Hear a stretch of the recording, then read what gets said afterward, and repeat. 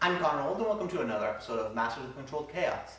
Today we're going to be looking at the most financially successful director of all time. He has directed the top two highest grossing movies of all time. He's the director of Aliens, of Terminator 1 and 2, of Avatar, of Titanic. He is none other than James Cameron. Welcome back, guys. If you're new to the series, my name is Connor Old. Essentially what we do here every week is we break down a new filmmaker and we talk about the central idea of why he or she is great, and then what I consider their best movie, and then what also is my favorite movie. Sometimes they line up, sometimes they don't, but in general we talk about a general sort of overview of the filmography, but really what makes that person great, and especially someone like James Cameron. That's something that I wondered in terms of, I like those movies, but why were they so successful? Why was Titanic this huge thing? Why was Avatar this amazing sort of huge thing where like it made like a crap load of money? I mean, just with inflation, I think they're still in the top 5, Avatar and Titanic. I think Gone with the Wind is number 1. But still, an incredible job from James Cameron, and really he is the total auteur in a sense. Because he makes all this money, he can do whatever he wants. And that's one thing I sort of want to point out, is that he is someone like the Coen brothers, but he's only one person in terms of, he is like that auteur sense where he does everything. So what he does, of course, he directs the movies, but he also helps write them. He's written every single one of his movies, or at least helped written every single one of his movies.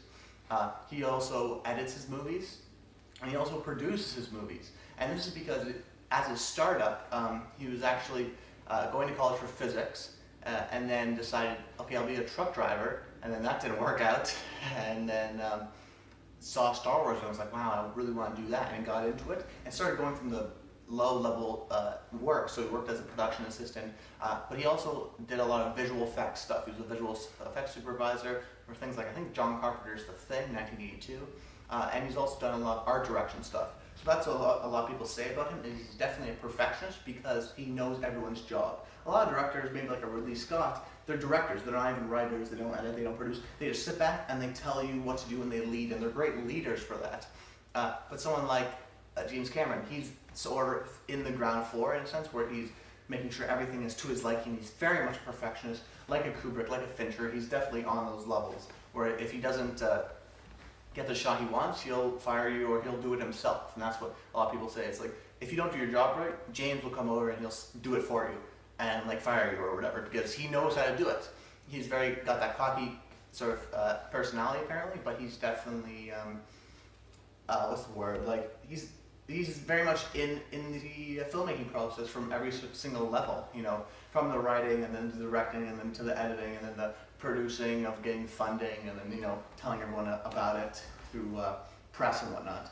But really, he has that sort of cocky personality, so he's allowed to do that almost because he's so knowledgeable about every single aspect of filmmaking, which is really interesting in terms of he's maybe the most, out of all the directors we've covered, visionary in a sense, where he controls everything he wants, and his movies are his visions, especially with the new Avatar movies. I'm going to talk a little bit about that in terms of just my opinion, where when I saw Avatar, I actually think that's probably his worst movie. I haven't seen Piranha 2, but I'd probably say it's generally his worst sort of feature film. I haven't seen all those documentaries either, but I've seen all of his feature films aside from Piranha 2, and I gotta say, that's probably his worst. It's still a fantastic movie, or a good movie. Like, I enjoy it. It doesn't hold up as I want to. Visual effects and whatnot do, because he's a master at that, but just in terms of the storytelling. But when I heard Avatar 2, 3, 4, and 5, and then Disney's opening up an Avatar Land, I was like, whoa, they're doing this for like a 10-year-old property, and James Cameron's making 4 more sequels? Like, this is going to be the rest of his life. Like, he's not going to do any more action movies or singular sort of dramas or not. He's just sticking to Avatar. This was his vision. And Avatar actually was, at the time, he'd spent those 10 years from Titanic, which came out in 97, and Avatar, which came out in 2008 or 2009. Spent those 10 years and 10 odd years thinking about the idea, and he just waited for the technology to catch up with him. So when I heard Avatar 2, 3, and 4, I was like, I'm not really too into it. I was a huge fan of Avatar, a little disappointed. But then you start hearing a little bit about it and a little bit about it, and now the second Avatar, the first sequel will come out in 2020, which is pretty incredible because the first one came out like 2008, 2009, so he's really taking his time. But what I realized is, and what he's doing is he's filming Avatar 2 and 3 back to back, and then he's filming Avatars 4 and 4 back to back. And that's never really done before. People cannot trust someone with that sort of franchise level with all these movies. It takes a lot of trust. And the only person that could probably do that is James Cameron. Even someone like Martin Scorsese, which is getting like struggling to make Silence, whatever his last recent film, which is fantastic because it's still about money at the end of the day. And even though he's Martin Scorsese, he might not make that money back. James Cameron is probably the only one who definitely can do whatever he wants in that sense for a lot of money. He makes big blockbusters, and he's definitely great at making those blockbusters, which I'll talk a little bit about later. But because of those back-to-back filming, I was like, okay, I'm a little more into this. It reminded me of the Lord of the Rings trilogy. It's just something that's never been done before, and James Cameron can be the only one that has the power to film back-to-back like that. And I really think it works well in the sort of overall scheme of this sort of universe that they're creating for Avatar. Aside from that, let's go back into James Cameron and the whole core of Avatar and why he's waiting so long between Titanic and Avatar and now his sequels is because he's obsessed with technology. He always wants the best and latest and greatest technology. And by that I mean for Avatar, for example, he wanted to make this movie a long, long time ago, but he couldn't make it because he wanted the technology to catch up. He wanted it to seem realistic, so that involved the computer-generated images, CGI, and also the 3D, which was a huge part of Avatar, and a huge part of why it made a lot of money, because it was like, you have to see this in theaters. And that's what he's sort of trying to create, because in this day and age of Netflix and all these streaming movies, you can sit at your couch and watch it on TV. What makes you want to go to the theater? That's what James Cameron's trying to sort of pursue. And it's like, well, the 3D makes people want to go to the theater, so I'm going to make that a significant part of my movie so that people will come and see it on the big screen. Sort of trying to save the movie theater and the cinema. Something that I'm a big fan of too, because there's a difference between movie theaters and sitting at home. But I get the thing of like, I can just wait for a couple months, it'll come on Netflix, I'll watch it there. And it's sort of a destructive mindset, but filmmakers, that's what they're trying to do, is get people into the theaters and have some sort of reason, whether it be comedy, a lot of laughs, laugh with people, or horror, to get scared with people, or just incredible visuals. James Cameron's definitely trying to do that, and I know with his latest movie, I'm not sure exactly the technology, I'm not sure if he's going to go back to 3D, but he's doing something, and it should be pretty good. So anyways, let's move forward into what I think is his best movie, and it turns out it's also my favorite movie, and that is Terminator 2: Judgment Day. Guys, what a fantastic movie this is. For me, I consider this the best sci-fi action movie of all time, better than something like Aliens. One of the best action movies of all time. It's just so hard to pick. That's why I'm not labeling it that. But it's intense, and it's thrilling, and it's action-packed. And if you haven't seen it, it's just a phenomenal, phenomenal movie. What I love most about it probably is just the iconic sort ofness of it.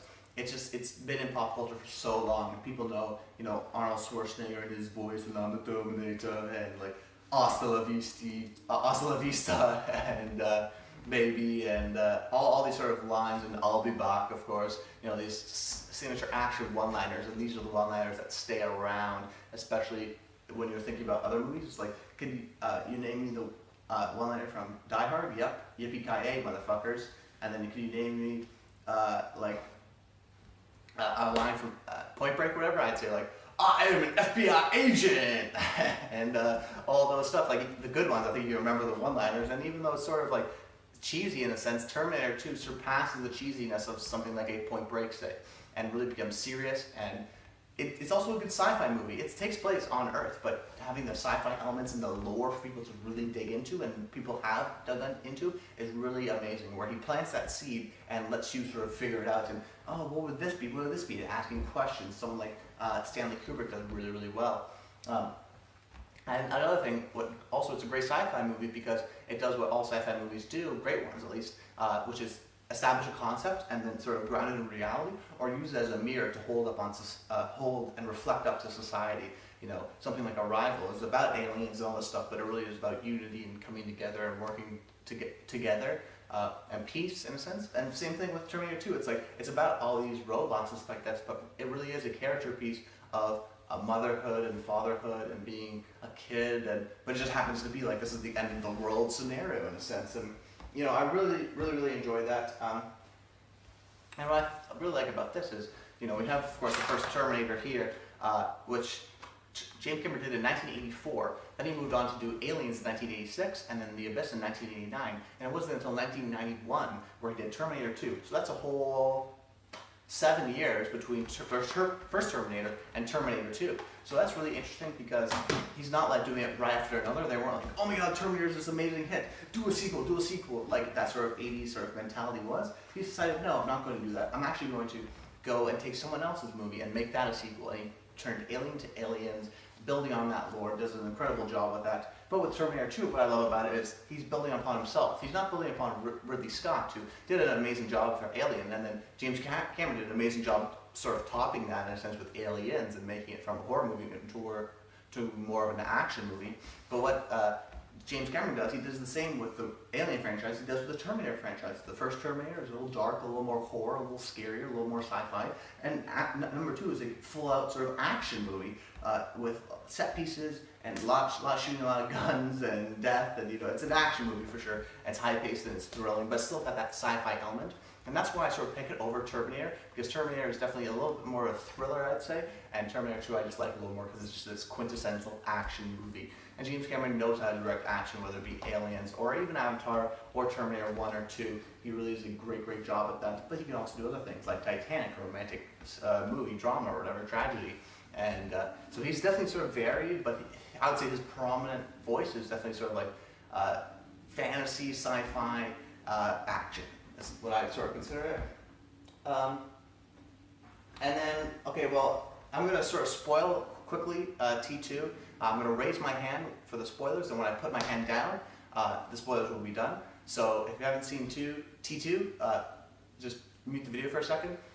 So essentially, if you don't know, if you've seen the first Terminator like I did, and then you see T2, you're like, oh my god, you're like Sarah Connor, you're like, oh geez, he's gonna kill him. He's here to come and kill me again. He's back, But this time, when he, in that hallway scene, that great hallway scene, and he shoots the other Terminator and he says, get down. It shows that, oh my god, Arnold Schwarzenegger, the bad guy in the first movie, is now the good guy in the second movie.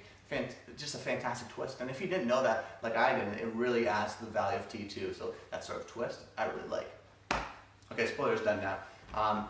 Another thing I want to point out is a scene I really like of it, where it's just very sort of clever use of dialogue, which is something James Cameron is really great at. He's someone like a PTA, Paul Thomas Anderson, where he's not necessarily known for his incredible dialogue, but he is definitely known for his scenes. He writes incredible scenes, incredible scenarios, like the LA River chase and the truck coming down, and these clever sort of witty scenes, like in Terminator, where the Terminator, Arnold Schwarzenegger, is on the phone, and he can tell that on the other line is actually the clone Terminator instead of who he's trying to impersonate. And just using that sort of clever thing was that moment there actually blew my mind for the first time.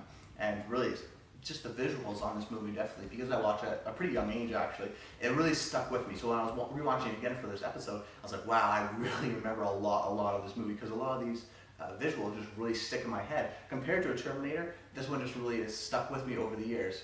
And especially maybe because that's R-rated, but also because of visual effects, which at the time were incredible. I think it won an Oscar for Best Visual Effects.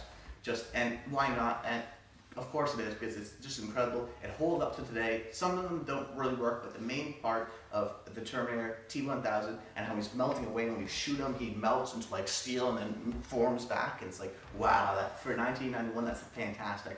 And even today, it really holds up. And it wouldn't be top notch, but it'd still be pretty fantastic.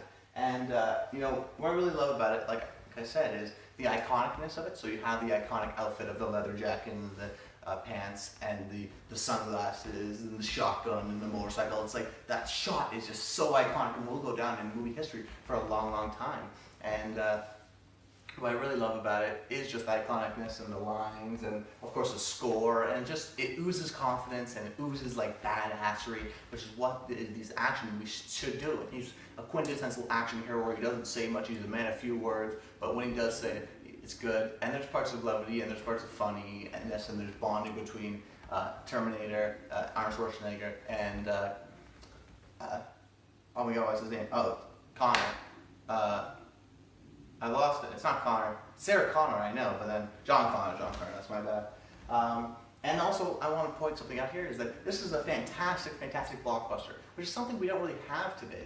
The art of making blockbusters really just sort of disappeared. It was really prevalent in the 80s and in the 90s, but now we're getting a lot of disappointing blockbusters. I know a lot of people aren't looking forward to the summer movie season anymore because they don't really, they treat audience as stupid, like they're stupid and dumb and it's just like a stupid popcorn, like Transformers, which are good what they are, but you should have to have that balance. You have to have like a Transformers, which I do like, I'm not crappy on them, like a Transformers, but then you have to have a T2, a sci-fi sort of smart movie, and it's well told and it's action, and like Hell or High Water last year should have been a summer movie with 10 times the budget, but it had a small budget and it was sort of restrained for that, but it could have been this amazing movie with these incredible directors, but those movies have sort of turned into indie movies now, or foreign films like The Raid, and we haven't really seen these amazing action blockbusters in a long time, and I really think the studios really need to open their eyes and treat audiences well, because that's going to really pay off for them.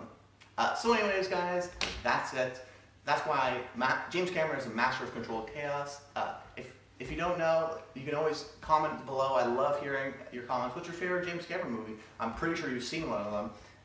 Rate the video, like it, share it with your friends. I love to create this community of people I can talk to, so the more people, the more comments, the better. That's what I think, at least. Anyways, guys, my name is Connor Roll, and until next time, stay tuned.